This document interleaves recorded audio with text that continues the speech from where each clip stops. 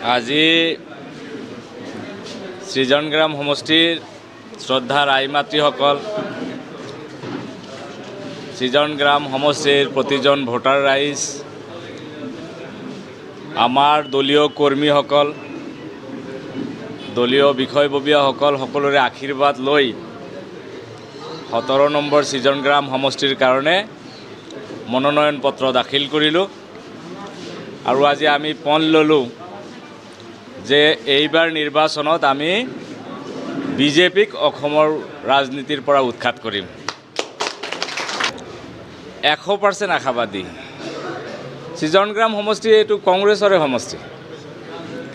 2জন বিধায়ক কংগ্ৰেছৰ বিধায়ক আছিলে আৰু সেই সমষ্টিটো ডিলিমিটেশ্যন কৰি পেলাই সৃজনগ্ৰাম সমষ্টি কৰিছে।